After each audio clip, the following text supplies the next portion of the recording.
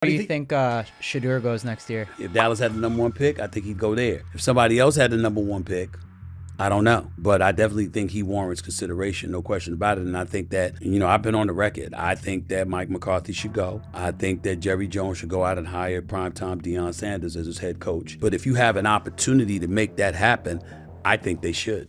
The NFL world does not shock easily anymore. Big contracts, bold trades, dramatic headlines, we have seen it all. But this feels different. Shedeur Sanders has reportedly drawn a line in the sand, demanding $200 million fully guaranteed from the Dallas Cowboys, along with unprecedented control over his future. If true, this is not just a contract negotiation. This is a power shift that could redefine quarterback leverage forever. Yeah. Good to see you. Oh, we got to do some trading. Deion, she's mine. Hey, Deion. It started as a whisper, then it turned into a headline. Then it became the only thing anyone in football could talk about. Shedeur Sanders is reportedly demanding a fully guaranteed $200 million contract to join the Dallas Cowboys. Not partially guaranteed, not incentive-loaded, fully guaranteed. That number alone is staggering, but the money is only part of the story. Who was projected the number 1 quarterback? Wasn't it Shedeur? What happened when that nigga said he don't want to participate in the combine? Everything went down. Everything went south! According to league chatter, Shedeur is not just asking for financial security.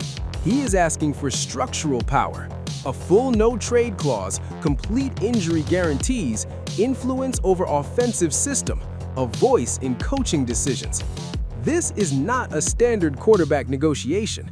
This is a player attempting to redefine the balance of power between franchise and superstar. My Dallas Cowboys, I was just begging Jerry, just take him. You can just have him on your back burner for 2 years, just let Dak play it out, and then you've got your Super Bowl in sight. Historically, NFL teams hold leverage. Contracts are structured to protect ownership. Guaranteed money is limited, trade flexibility remains with the organization. Players sign, perform, and hope the team builds around them.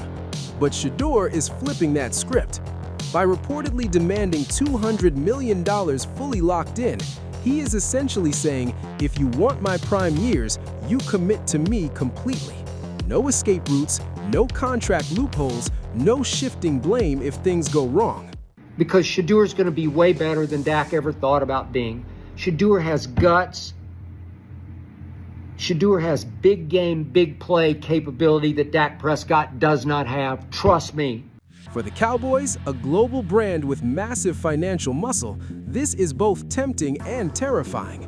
Landing a young franchise quarterback can reshape a decade. But committing to these terms would mean surrendering traditional control.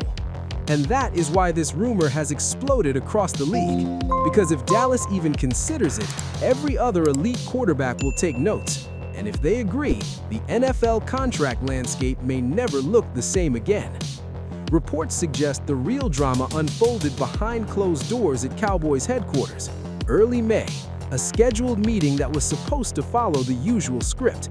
Jerry Jones, one of the most powerful owners in sports, is accustomed to control. These meetings often revolve around the Cowboys brand, their legacy, their marketing reach. Players typically walk in hoping to impress. But this time, the dynamic was different. That's the plan. If that's not what you're trying to do, don't get me. If you ain't trying to change the franchise or the culture, don't get me. So you should know history repeats itself over and over and over. And I've done it over and over and over, so it should be no question why an NFL franchise should pick me. Shedeur reportedly walked into the room prepared, not just mentally, strategically. Instead of reacting to the Cowboys' pitch, he led with his own. He placed his terms on the table, clear, direct, non-negotiable. Sources claim the tone shifted immediately. This was not a young quarterback seeking approval. This was a franchise-level player negotiating from leverage. The demands reportedly outlined full guarantees, total trade protection, and influence over offensive structure. In essence, Shedeur was not asking Dallas to simply sign him. He was asking Dallas to commit organizational alignment around him. For Jerry Jones, that kind of request is unprecedented. The Cowboys are known for being player-friendly, but final authority has always rested firmly in ownership. I'm on record. All these teams that passed him, they're all going to be ashamed and regret it ultimately, and they're going to get shamed ultimately. And in that room, according to reports, there was a moment of realization. The NFL is evolving. Quarterbacks are no longer just faces of franchises. They are brand engines, business entities, and leverage holders. If Shedeur truly presented those terms without hesitation, it signals confidence rarely seen at this stage of a career. This was not about ego, it was about clarity. Meet the conditions or the conversation ends. And for perhaps the first time in decades, the Cowboys were not dictating the terms, they were reacting to them. The headline number grabs attention: $200 million over 5 years fully guaranteed.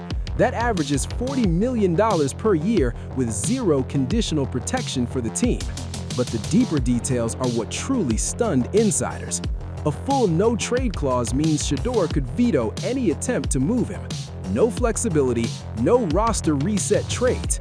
If Dallas signs him, they're committing to him entirely. Then there's the injury protection. Normally, contracts contain offset language. If a player is released and signs elsewhere, the original team can deduct the new salary from what they owe. Shedeur wants that eliminated. That means if something catastrophic happens, injury, scheme failure, organizational conflict, the Cowboys still owe every dollar. No adjustments, no financial shield. And it doesn't stop there. He reportedly wants input in offensive coordinator selection and system design. Not control, but influence. A guarantee that his strengths dictate structure, not the other way around. They said this is arrogance. He thinks he's better. He wants to wear a Cuban link that don't stink. He thinks he's Deion. Ain't that what they said? They definitely said that. Have you heard anything about Mendoza? Nah, he's been quiet ever since that natty. To traditional executives, this crosses a line. Teams are built top-down. Ownership hires management. Management hires coaches. Coaches run systems. Players execute. Shedeur's terms blur those boundaries. To some, it looks reckless. To others, it looks visionary. Because quarterbacks shoulder immense risk. They absorb hits. They face scrutiny. They become scapegoats when organizations fail. Shedeur's position appears simple. If I am the franchise centerpiece, then treat me like one in every dimension, financially, structurally, strategically. And that is why this negotiation feels historic. It is not just about signing a player. It is about deciding whether the NFL is ready to let elite quarterbacks sit at the decision-making table or keep them on the field alone. For decades, NFL power structures have been clear. Owners hold the leverage. Front offices manage contracts. Players perform. Even superstar quarterbacks, despite their influence, have historically operated within boundaries set by organizations. But Shedeur's reported demands signal something bigger than one negotiation. They signal a potential shift in leverage. Quarterbacks today are not just athletes, they are revenue drivers. They move merchandise, they grow international fan bases, they shape franchise value. In many cases, they are the face of billion-dollar brands. When a player of that magnitude asks for structural influence, it forces ownership to confront a new reality. The traditional model, where teams protect themselves with partial guarantees and flexible trade options, may no longer satisfy elite talent. This is not about rebellion, it is about evolution.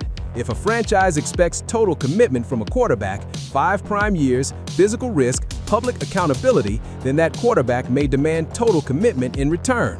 Full guarantees, stability, input. Critics argue that allowing players this level of influence disrupts organizational hierarchy. Supporters argue that the hierarchy has long favored ownership disproportionately. Shedeur's position, whether you agree with it or not, raises a fundamental question. Should franchise quarterbacks be treated like employees or like partners? If Dallas bends, the message will be clear. The NFL has entered a new era, where elite players negotiate not just salary, but structure. And once that door opens, it does not easily close. Across the league, reactions have been reportedly divided. Some executives see the demands as extreme. They argue that no player, regardless of talent, should influence coaching decisions or receive ironclad financial insulation. To them, this sets a dangerous precedent. If one quarterback gains that power, others will follow. Salary structures could spiral. Organizational authority could weaken. But not everyone sees it that way. Younger executives and several agents reportedly view this as strategic. From their perspective, Shedeur is protecting his career. Quarterbacks endure physical punishment and carry immense pressure. Careers can change in one season. Guarantees provide security in a league known for short windows and sudden exits. There's also the business argument.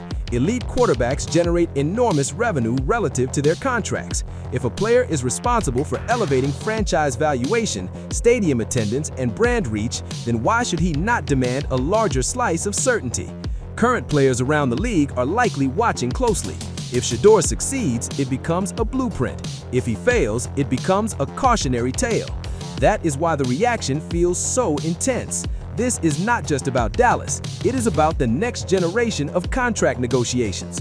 Bold genius or unrealistic gamble? The answer depends entirely on how this ends.